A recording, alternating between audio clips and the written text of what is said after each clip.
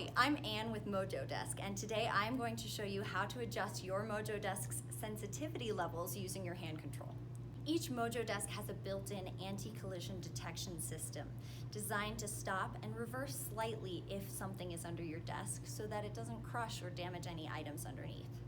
To adjust the sensitivity levels on your MojoDesk, you simply hold the up and the down arrow down together until the letter A and a number appears. Now the numbers go 0 through 3, 3 being the highest sensitivity level and 0 being no sensitivity level, meaning your desk will not sense items underneath it as easily. Here is an example of the MojoDesk Anti-Collision Detection System used against Varier's Move chair.